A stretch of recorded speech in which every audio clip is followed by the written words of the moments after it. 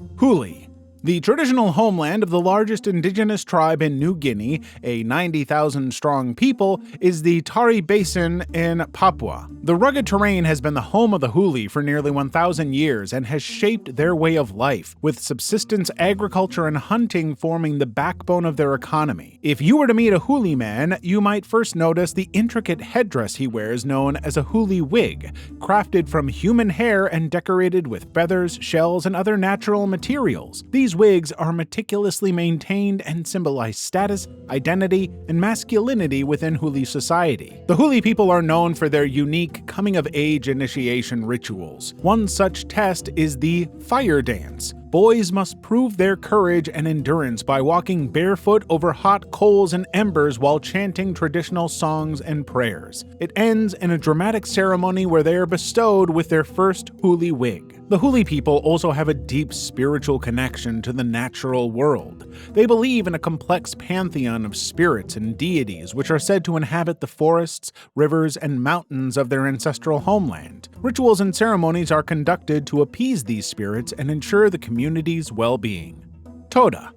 The Toto people have lived amidst the misty valleys and rolling hills of the Nilgiri Biosphere Reserve in southern India for nearly 2,000 years, keeping custody of their traditions, customs, and native architecture. If you visit the Toto people, you would find their men in flowing white robes and women draped in vibrant saris. They live in groups of houses known as muns, and their buildings are cylindrical huts often crafted from bamboo and thatch that you can mistake for oversized mushroom caps. Another central feature of the Toto culture is their deep reverence for the buffalo. These gentle creatures are more than just livestock to the Toto. They are worshipped as sacred beings, symbolizing fertility, prosperity, and divine protection. Before the 19th century, marriage in Toto society wasn't the conventional practice of monogamy. Here, it was perfectly normal for a woman to have not one or two, but multiple husbands.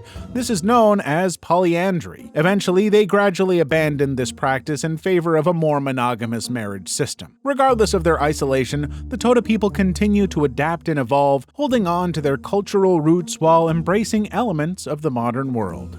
San. For over 20,000 years, the San people, also known as the Bushmen, have lived in the hearts of southern Africa, in a vast desert stretching as far as the eye can see, lined with thorn bushes and acacia trees. Totaling to a population of 105,000 people, the San are among the oldest continuous cultures on the planet, and if you heard a San person speak their language, you'd be completely confused. The San people have a unique way of communicating with each other, one that doesn't involve words at all. Instead, they use a complex system of clicks, pops, and whistles called click languages. These complex vocalizations are used to convey messages over long distances, which allows the San to communicate with astonishing precision, even in the vastness of the desert. The San have mastered the art of survival in the desert, employing a hunter-gatherer lifestyle that dates back thousands of years and relying on their deep knowledge of the land and its resources to thrive. In the past, the San people faced numerous challenges. The arrival of European settlers and the expansion of colonial borders disrupted traditional San territories and ways of life and led to a land dispossession and cultural assimilation. Mochen. The Mochen people are also known as the Sea Gypsies. These nomadic seafarers have roamed the waters of the Andaman Seas for centuries, living in harmony with the rhythm of the tides and the ocean's bounty. As you can imagine, that comes with incredible diving skills. From a young age, Mochen children learn to free dive to depths of up to 20 meters without equipment. They can hold their breath for several minutes, hunting for fish, shellfish, and other marine treasures beneath the waves. But here's where it gets interesting. The Mochen have a unique ability to see underwater. No, they're not mutants. It's all thanks to years of adaptation to their aquatic environment. Studies have shown that Mochen children have significantly better underwater vision than those of us who live our whole lives on land. The Mochens, with a small population of about 3,000 people, live in traditional wooden boats called kabangs, which serve as shelter and transportation. These sturdy vessels are equipped with everything necessary for life at sea, including cooking hearths, sleeping quarters, and storage space for their belongings. And considering that it's their home, the Mochen have a deep spiritual connection to the sea. They believe the ocean is inhabited by spirits and deities that must be respected and appeased. Before setting out to sea,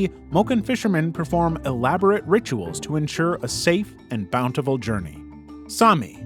While most of us might think of snow simply as snow, the Sami have a vocabulary that reflects the subtle nuances of their Arctic environment, from kumano, wet snow, to skaidi, snow on the ground. The Sami people are a diverse indigenous group whose roots run deep in the northern regions of Norway, Sweden, Finland, and parts of Russia. Numbering between 50,000 to 100,000 people, they have existed for more than 5,000 years. Interestingly, running into a Sami person is one of your most likely chances of ever meeting a reindeer. Their traditional livelihood is reindeer herding. For centuries, the Sami have relied on these majestic creatures for sustenance, clothing, and transportation, making them not just a profession for the Sami, but a way of life passed down through generations from parent to child. When it comes to governance, the Sami people also have a unique form of governance called the Sami Parliament, which represents their interests and promotes their cultural rights and rich cultural heritage. From traditional yoik singing to intricate handicrafts like the duonji, Sami culture is a product of centuries of tradition and innovation. They even have their version of Santa Claus, fondly called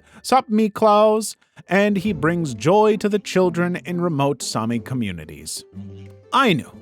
Until the last century, the Ainu people were legally classified as former Aborigines, denying them recognition as indigenous people. Native to the northern regions of Japan, this marginalized group has a rich culture dating back over 12,000 years, and more than 200,000 members reside primarily in Hokkaido, the Kuril Islands, and parts of Russia. They traditionally live in harmony with their homeland's forests, rivers, and mountains, relying on hunting, fishing, and gathering for sustenance. Their spiritual beliefs and practices often center around animalistic rituals and the worship of natural phenomena such as bears and spirits. The Ainu language has distinct sounds and grammar that offer insights into the ancient heritage of the Ainu people, preserving their rich oral traditions and folklore. At first, it might sound like Japanese, but though there are similar words, both languages have very different grammar. Another striking feature of Ainu culture is their tradition of tattooing known as Maori. These intricate tattoos, often covering the face and hands, are not merely decorative, but carry deep cultural and spiritual significance. They serve as symbols of identity, protection against evil spirits, and markers of societal status within Ainu society. They have also developed a rich artistic tradition, including intricate wood carvings, woven textiles, and elaborate embroidery that serve to preserve their cultural heritage. Waju.